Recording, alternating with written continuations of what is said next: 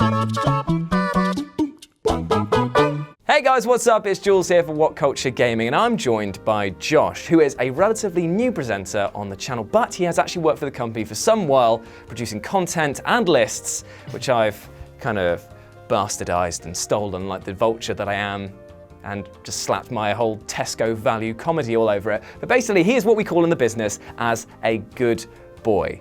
So, Josh, you've been working for the company for like 2-3 years? Yeah, going on 3, probably. That's pretty impressive, right? Now, you'd say that like video games are quite important to you, wouldn't you? Yeah. And like they're a cornerstone of your life. Yeah. So I mean, could you imagine what it'd be like if you'd never played a video game before? What your life would be like?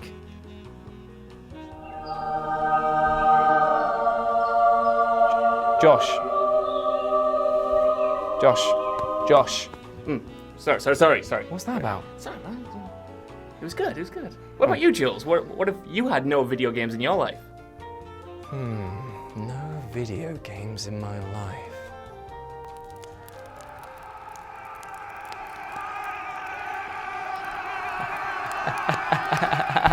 Jules. Sorry, mate. I think it's probably for the best that I never stop playing video games. See, I told you doing an opening skit wouldn't feel forced and tenuous. With this in mind, I'm Jules, and this is Josh for What Culture, and these are 8 games that taught you valuable life lessons. Number 8. The Legend of Zelda, Majora's Mask. Time waits for no one. When I was a wee scamp, my dad pulled me aside, pulled out a tape measure and said, "Son, this is how long you have left." Folded it down and said, "This is how little I have left."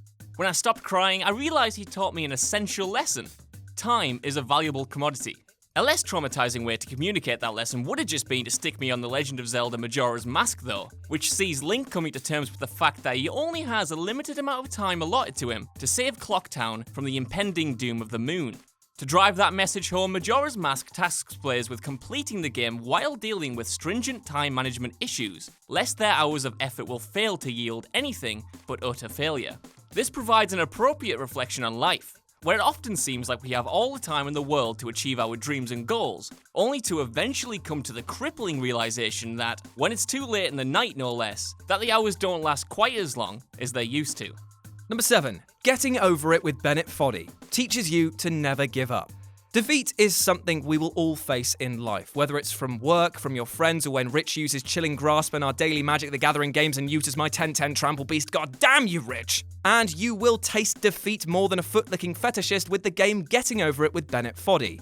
An odd title which sees you take up the role of a man in a cauldron trying to literally get over a ton of obstacles as you approach a seemingly endless summit. It's a bizarre game and it's caused the YouTube community no end of frustration. However, it's the accompanying dialogue from Bennett himself which is the most interesting part, as he regales a long-form poem to you as you ascend and fail, detailing how picking yourself up and attempting something again is far harder than starting anew. He details about how we consume culture at such a rapid pace that we're put into a situation of the new, that perseverance is almost rejected in favour of the next thing. He then talks about how safety in emotional states can sometimes hold us back, and that the only way to grow as people is to shatter these molds from time to time and never give up on our aspirations. I never thought that a hammer-wielding dude in a pot would offer so much, but damn, that is a positive mindset.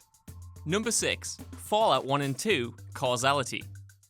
Video games have come a long way from the linear storylines of early RPG design. No longer is the path of the protagonist as determinative as the traditional zero to hero. In the Fallout franchise, especially the first and second games, exemplify the issue of causality like no other. The player must quickly come to terms with the consequences of every decision, action, death, and the overall direction this takes them in. They soon begin to question the wisdom of their decisions when the desired effect remains unrealized, and the consequences of a seemingly harmless act can pull them slowly but inextricably away from their desired outcome. This type of design provokes careful thought and planning, as well as considering the cause and effect of every little action, so as to restrain capricious actions and sometimes act against the player's own wishes in order to achieve an outcome. Other titles like Mass Effect, The Witcher, or any of Telltale's many franchises rely on this butterfly effect style of gameplay, but few are as unforgiving as Fallout. Number 5. Red Dead Redemption. Can a man truly escape his sins? Redemption. Guilt. The act of balancing good and evil might be considered to be a central part of the human existence, and Red Dead Redemption hits players with this thought throughout its narrative. Can good actions replace the bad ones we have done? As Marston's story progresses and he fulfills his end of the bargain, he is then betrayed, as the Bureau Darth Vaders his deal by altering it to read, "You gon' die, son." And die he does, leaving his son to exact revenge, thus continuing a cycle of evil begetting evil. The only way to break this chain is to not become a part of it, which for many is impossible to do. It also makes you ask the question, would you treat people differently if they've been to jail? Would you treat people based on their past? We'd all like to say no and judge them on how they are to us, surely. But then again, should we? Can we really even truly forgive? Number 4. Mass Effect 2. The Importance of Loyalty.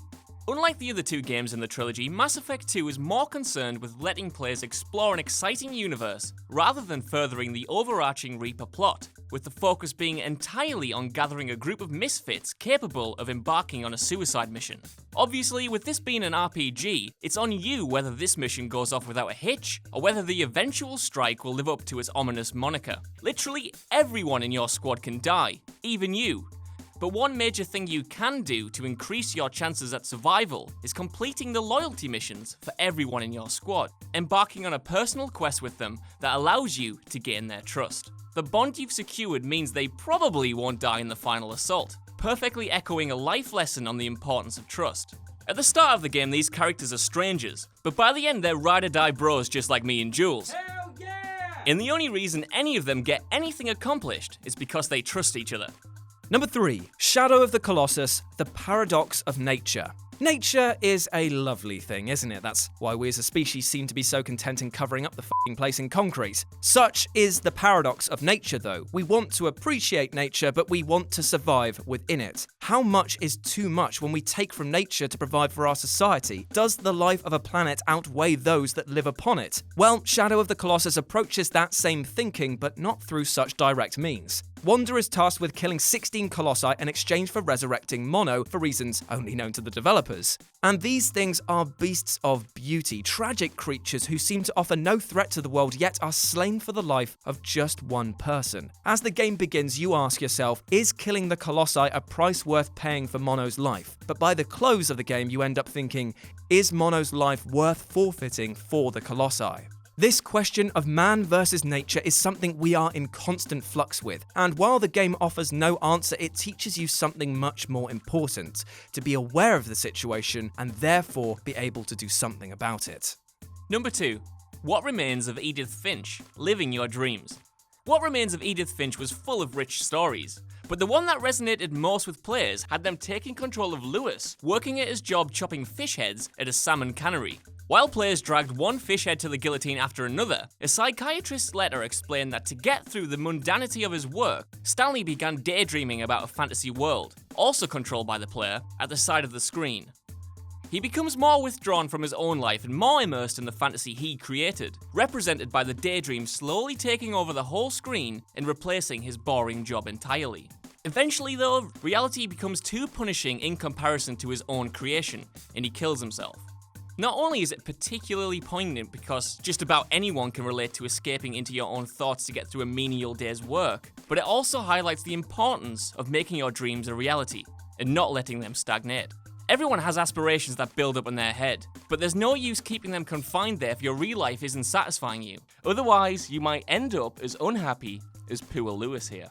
And number 1, That Dragon Cancer, that life is to be appreciated. That Dragon Cancer is a hard game, not in the sense of difficulty, but in the subject matter it presents. The story details some of the real-life situations that developers Ryan and Amy Green went through as they dealt with their son's cancerous tumour, which killed him at just age 5 years old. I hold no air of pretense when I say that this game reduced me to tears time and time again, as I felt the utter despair and the suffering that these parents must have gone through. Yet every time I was overcome with emotions, there was something left there within me. Beyond the frustrations and the sheer unfairness of these events was a seed of positivity that spoke to me about how life was, in all its forms, to be appreciated. You'll never know what will happen to you. You'll never understand when loss hits, but you'll also never be prepared for the joy and beauty that life can bring. It is a seesaw of possibilities that we simply exist on, and we should take, evaluate, and love every moment we can. It's easy to lose sight of where you are in the face of negativity, but there are universal truths which that dragon cancer teaches you.